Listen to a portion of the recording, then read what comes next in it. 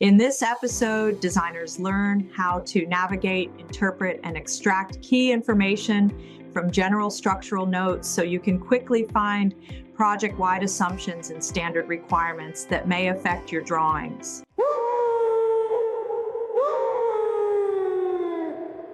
Why do general structural notes matter?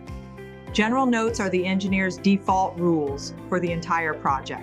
If something is true everywhere or is a standard assumption, it goes here instead of being repeated on every detail. Understanding these lets you produce drawings that match the engineer's intent, avoid redetailing information that already exists, and identify conflicts before they cause problems. I'll show you some key items designers should look for. Here are examples of structural general note sections you may encounter. They should be separated by subject. It's always a benefit to read through the general section. No need to memorize, but familiarize. Best practice is to review what is being expressed in your particular area so that you will not be in conflict or duplicate information. Notes that change how you draft documents. Typical details are not always cut on plans. Typical details are an extension of the general structural notes. As an example, a typical detail will give information that all concrete walls shall include defined corner reinforcing, the type of key in concrete joints and so on. We will go in depth on the differences of typical details, standard details, and custom details in another session, and you will have a better understanding as to why there is no need for this type of detail cut on sheets. If a drafter cuts or defines unnecessary details, the plans and details become vulnerable to conflicting information. Concrete cover requirements is a type of note to be aware of. This can affect embedment. For example, concrete cast against and permanently exposed to earth has a 3-inch cover. Formed concrete exposed to earth or weather has a 1.5 to 2-inch cover. These cover requirements may affect whether certain embedded items physically fit inside the concrete.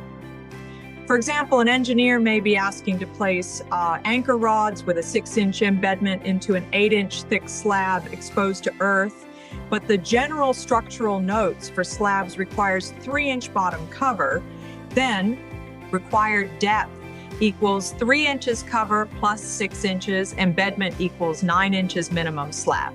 But the slab is only 8 inches. This does not meet the requirement. This is exactly the type of conflict drafters should catch and ask the engineer about their requested embedment length. Let's look at steel properties. Bolt and anchor requirements are fully explained as to what grade is used for different applications. This tells the designer you should not put grade of bolt or anchor on the details unless it is special or different as requested by the engineer. Within Note 7 that there is a seal welded cap plate on exterior steel tubes with weep holes. This tells the designer it is not needed to be repeated on the individual details. Note, all bolts shall be installed with steel washers.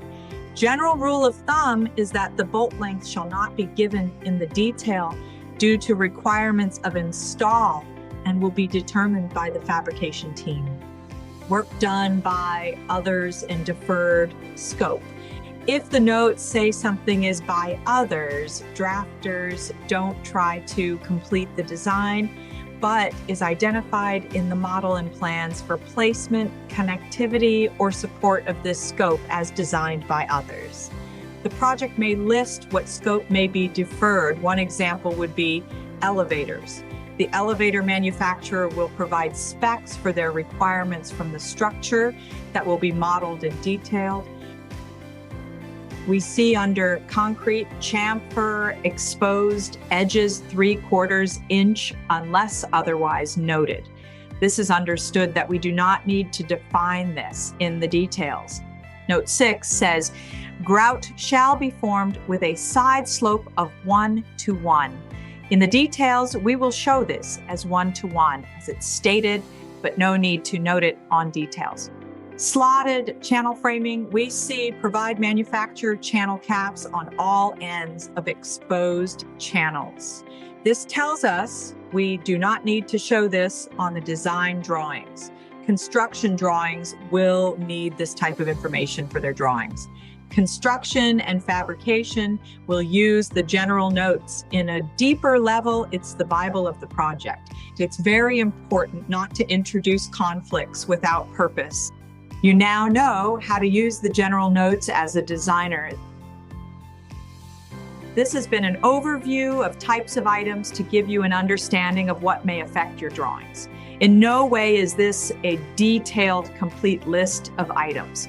Each project will have its own set of general structural notes specific to the project.